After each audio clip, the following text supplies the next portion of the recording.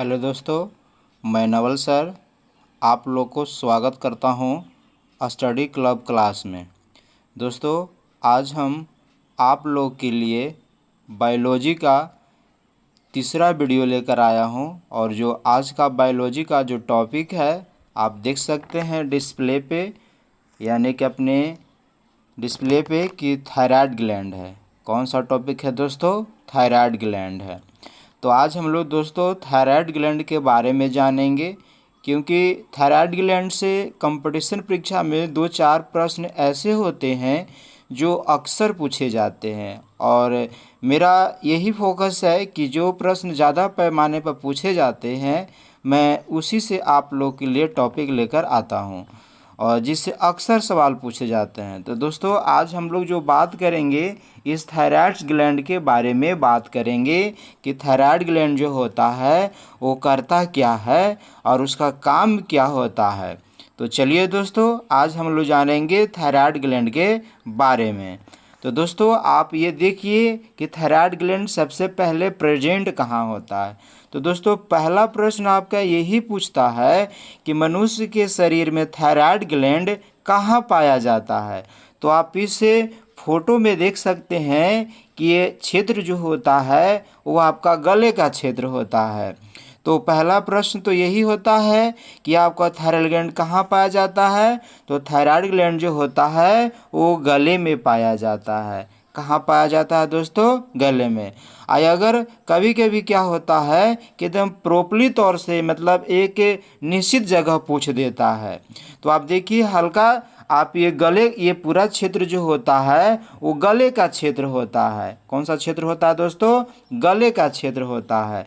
और गले के नीचे जब आते हैं तो श्वास नली होता है, लेकिन श्वास नली जो होते हैं वो कई के भाग में बटा होता है, यानी कि अनेक क्षेत्र में बटा होता है पूरा श्वास नली, और हर जगह का अलग अलग जो होते हैं वो नाम होता है। तो आप देख सकते हैं कि माउथ यानी मुंह गुहा के हल्का नीचे एक भाग ये है, ये भाग कहलाता है आपका लैरिंक्स। क्या कहलाता है दोस्तों? लैरिंक्स कहलाता है। और हल्का जब नीचे आते हैं तो ये क्षेत्र जो होता है आपका वो कहलाता है आपका श्वास नली। ये जो आपका उजला जैसी रचना दिख रहा है यह एक बोन होता है, और ये बोन जो होता है ये कैटिलेज का बना होता है और काफ़ी मुलायम होता है, क्योंकि आप जानते हैं कि कैटिलेज बोन होता है वो मुलायम होता है।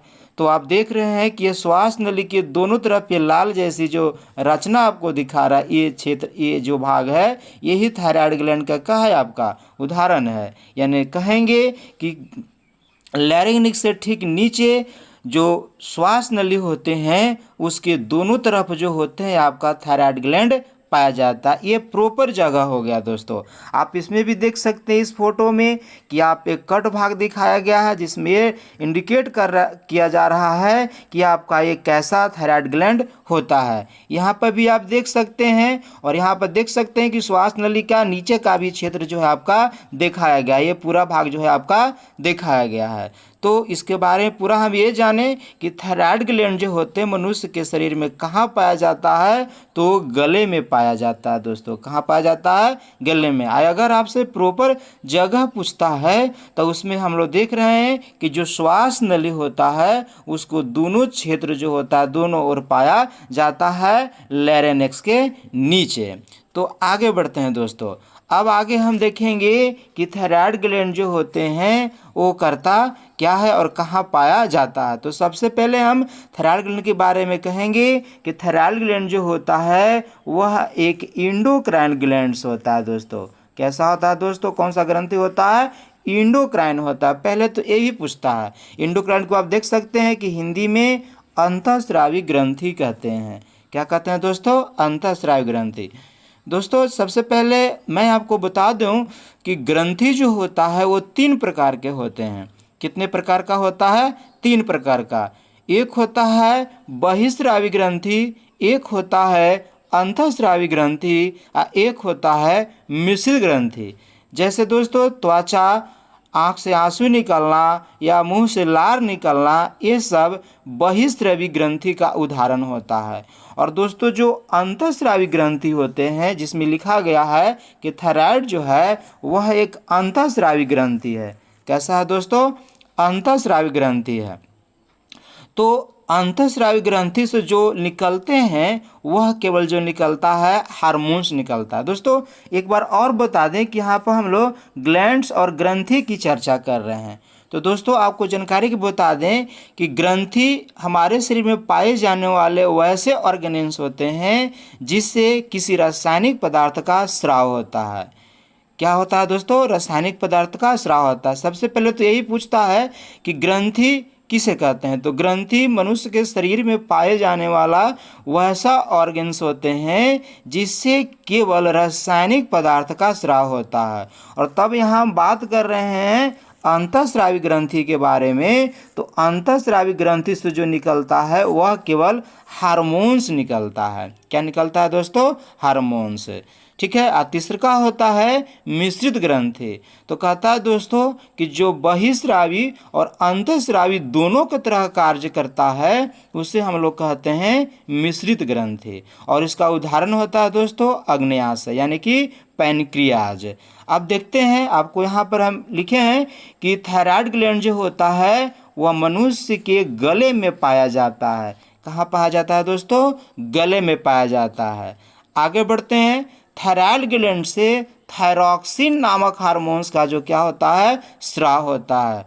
ये सबसे बड़े पैमाने पर पूछे जाने वाला क्वेश्चन है दोस्तों कि थायराइड ग्लैंड से कौन से हार्मोन्स का सिक्रेशन यानी स्राव होता है। तो वो थायरॉक्सिन हार्मोन्स का क्या होता है? स्राव होता है।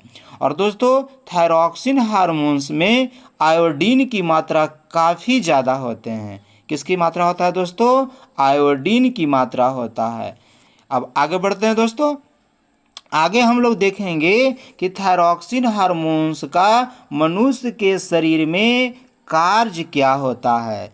देखेंगे दोस्तों कि थायरॉक्सिन हार्मोन्स का मनुष्य के शरीर में कार्य क्या होता है। तो दोस्तों यहाँ पर पहला देख रहे हैं, पहला पॉइंट की चर्चा हम करेंगे। तो कहता है कि थायरॉक्सिन हार्मोन्स का शरीर में कार्बोहाइड्रेट, प्रोटीन तथा वसा के मेटाबॉलिज्म दर को कंट्रोल करता है, यानी कि उपापचय क्रिया को यह नियंत्रण करने का कार्य करता है। दोस्तों मेटाबॉलिज्म की बात है तो मेटाबॉलिज्म में जो होते हैं वह दो प्रोसेस में बटा होता है, एनाबॉलिज्म और कैटाबॉलिज्म। ये दोनों में ऊर्जा का एक विधि में ऊर्जा का निर्माण होता है तो दूसरे प्रोसेस में या दूसरे मेथड में ऊर्जा जो होता है वो आपका हमारे शरीर में यूज होता है। तो उस सारे प्रोसेस को हम क्या बोलते हैं? मेटाबॉलिज्म बोलते हैं। नेक्स्ट पॉइंट देखते हैं दोस्तों। नेक्स्ट पॉइंट है आपका कि यह कोशिकीय श्वसन में यानी कोशिकीय श्वसन के गति को बढ़ाता है। दोस्तों हमारे शरीर में दो प्रकार का श्वसन होता है, उसी में से एक जो होता है वह कोशिकीय श्वसन होता है जिसमें आपका जो होता है, ठीक है ना, ऊर्जा का निर्माण होता है। तो उस गति को यह बढ़ाने का काम करता है। आगे देख रहे हैं दोस्तों, तीसरा पॉइंट की हम चर्चा करते हैं। कहता है कि थायरॉक्सिन हार्मोन्स शरीर को वृद्धि और खासकर जो होते हैं वह हड्डी और बाल के लिए अति आवश्यक होता है। किसके लिए आवश्यक होता है दोस्तों? बाल के लिए। 4 पॉइंट देखेंगे कि इसका कार्य क्या होता है। तो वो होता है जनन अंगों को समान कार्य इसी के सक्रियता से निर्भर करता है, यानी जो प्रजनन क्रिया में जो अंग भाग लेते हैं इस हार्मोन्स का उसकी सक्रियता में अहम काम निभाता है, यानी कि अहम कार्य करने का काम करता है। और आप 5वां पॉइंट देखते हैं दोस्तों कि यह जो थायरॉक्सिन हार्मोन्स होते हैं पिट्यूटरी ग्रंथि से निकलने वाले हार्मोन्स के साथ मिलकर जल संतुलन यानी जल की मात्रा को नियंत्रण करने का कार्य करता है। दोस्तों पिट्यूटरी ग्रंथि भी एक अंतःस्रावी ग्रंथि है जिसे हम लोग मास्टर ग्रंथि के नाम से जानते हैं। अब पिट्यूटरी ग्रंथ कहाँ पाया जाता है? पिट्यूटरी ग्रंथि दोस्तों मस्तिष्क यानी कि ब्रेन में पाया जाता है। तो दोस्तों ये था हार्मोन्स का कार्य। पहला था कि थायरॉक्सिन हार्मोन जो होते हैं शरीर में कार्बोहाइड्रेट, प्रोटीन तथा वसा के मेटाबॉलिज्म दर को कंट्रोल करता है। सेकंड है कोशिकीय श्वसन गति को बढ़ाता है। थर्ड है शरीर में वृद्धि, खास करके हड्डी तथा बाल के लिए अति आवश्यक होता है। जनन अंगों के समान कार्य के लिए सक्रिय करता है। और फोर है पिट्यूटरी ग्रंथि से निकलने वाले हार्मोन्स के साथ मिलकर जल संतुलन को नियंत्रण करने का काम करता है। तो दोस्तों ये था आपका थायराइड ग्लैंड का हार्मोन्स का कार्य। आगे बढ़ते हैं। आप देख रहे हैं दोस्तों कि थायरॉक्सिन हार्मोन्स के कमी से होने वाला रोग, यानी देखेंगे हम लोग कि थायरॉक्सिन हार्मोन्स को अगर मनुष्य के शरीर में कमी हो जाए तो वह कौन सा रोग हो सकता है। तो दोस्तों पहला रोग जो होता है वह घेंघा या ग्वाइटर रोग होता है।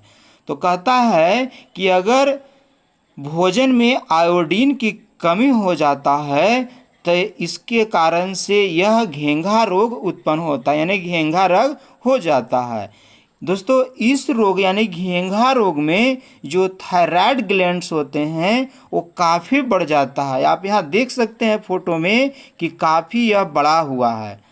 ठीक है दोस्तों, तो घेंघा रोग में आपका थायराइड ग्लैंड क्या होता है, काफ़ी बढ़ जाता है। और घेंघा रोग किसके कमी के कारण होता है, तो आयोडीन की कमी के कारण होता है। और दोस्तों थायरॉक्सिन हार्मोन्स में किसकी मात्रा सबसे ज़्यादा होता है, तो होता है दोस्तों आयोडीन का।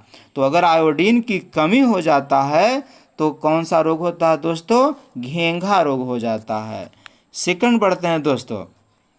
सेकंड है दोस्तों क्रिटिनिज्म रोग। कौन सा रोग है दोस्तों, क्रिटिनिज्म नामक रोग है। इसमें देख रहे हैं कि यह रोग बच्चों में होता है। इस रोग से ग्रसित बच्चों में मानसिक विकास रुक जाता है, यानी कि जो होता है बच्चों में जो वृद्धि होना चाहिए एक जन्म के समय वो वैसा नहीं हो पाता। अगर बाल्यावस्था में थायरॉक्सिन हार्मोन्स की कमी हो जाता है तो क्रिटिनिज्म नामक रोग हो जाता है। आप देख सकते हैं दोस्तों फोटो में कि जो बच्चे हैं वह किस प्रकार के मानसिक विकास से रुके हुए हैं और कैसा देखने में प्रतीत हो रहे हैं, ये किस प्रकार के लक्षण प्रकट कर रहे हैं। आप देख सकते हैं यह वह फोटो है, यानी वह वैसी अवस्था है जिस एकदम बाल्यावस्था जिसमें आप देख सकते हैं कि बच्चे का विकास सही से नहीं हुआ है। वही बच्चे जब आगे बढ़ते हैं तो इस प्रकार से जो होते हैं उनका विकास होता है। और वही जब आगे और बढ़ जाते हैं तो आप देख सकते हैं कि उनका जीवन भर कैसा विकास हो पाता है। तो दोस्तों क्रिटिनिज्म जो होते हैं वो थायरॉक्सिन हार्मोन्स के कमी के कारण होता है। और इस रोग से ग्रसित बच्चों में जो मानसिक विकास होता है वो रुक जाता है, यानी जो उसका विकास होना चाहिए वो नहीं हो पाता है। नेक्स्ट देखते हैं दोस्तों। अगला रोग है दोस्तों वो है हाइपोथायरॉयडिज्म। हाइपोथायरॉयडिज्म कहता है दोस्तों कि अगर थायरॉक्सिन हार्मोन्स को लंबे समय तक अगर हमारे शरीर में कमी हो जाता है तो वो यह रोग उत्पन्न होता है। और इस रोग में अगर लंबे समय तक कमी होता है थायरॉक्सिन हार्मोन्स हमारे शरीर में तो जनन कार्य संभव नहीं हो पाता, यानी कि जनन क्रिया में जो अंग भाग लेते हैं वह आपका काम जो होता है कर नहीं पाता है। और इस स्थिति में कभी कभी जो मनुष्य होता है वह गूंगा और बहरा हो जाता है। दोस्तों कैसा होता है दोस्तों, गूंगा और बहरा। आप देख सकते हैं कि इस विधि में आपको डायग्राम में हम आपको फोटो में दिखाए हैं कि व्यक्ति जो होता है अगर मनुष्य में ज़्यादा दिन तक इस हार्मोन्स की कमी हो जाए तो व्यक्ति कैसा हो जाता है, गूंगा और बहरा हो जाता है।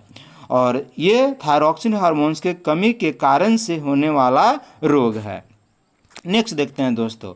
नेक्स्ट है मैक्सोडेमा रोग। यह रोग थायरॉक्सिन हार्मोन्स के कमी के कारण ही होता है। कहता है कि इस रोग से ग्रसित व्यक्ति में मेटाबॉलिज्म यानी उपापचय की क्रिया ठीक से नहीं हो पाता है, जिस कारण से हृदय गति जो होते हैं वो बढ़ जाता है और ब्लड प्रेशर जो होते हैं कम हो जाता है। आप देख सकते हैं कि अगर हमारे शरीर में ठीक से अगर आपका ये मेटाबॉलिज्म नहीं होता है और ऐसी प्रोसेस हो यानी हृदय गति बढ़ जाए तो हमारे शरीर का जो वेन्स होते हैं वह निकला हुआ जैसा प्रतीत होते हैं। आप देख सकते हैं कि इस रोग से इस प्रकार के हमारे शरीर में लक्षण आपको दिखाई पड़ते हैं दोस्तों। तो ये था दोस्तों आपका थायराइड ग्लैंड्स के बारे में आपकी जो आपको बताया गया। तो अक्सर जो होते हैं कंपटीशन परीक्षा में जो होते हैं पूछा जाता है कि आपका थायराइड ग्लैंड्स में से कौन सा हार्मोन्स निकलता है, तो थायरॉक्सिन निकलता है। सेकंड पूछता है कि थायराइड ग्लैंड्स बढ़ जाता है तो उस रोग को क्या कहते हैं, तो घेंघा रोग कहते हैं, जो आयोडीन की कमी के कारण से होता है। तो दोस्तों आज हम जाने कि थायराइड ग्लैंड जो होता है और उससे जो निकलता है हार्मोन्स हमारे शरीर में काम क्या करता है। दोस्तों ये था थायराइड ग्लैंड से आपका प्रश्न जो अक्सर कंपटीशन परीक्षा में पूछा जाता है। अगर दोस्तों आपका ये वीडियो अच्छा लगता है तो आप इसको सब्सक्राइब और दोस्तों को साथ शेयर जरूर करें और इसको साथ ही लाइक करें और कमेंट करके ही बताएं कि आपका ये वीडियो कैसा लगा और आपको इसके बारे में कैसा समझ में आ रहा है, ताकि आपका प्रश्न जो है वो आपको इसी प्रकार हम वीडियो बना कर आपको देते रहें। तो दोस्तों इसी साथ हम ख़त्म करते हैं। आप खुश रहें, मस्त रहें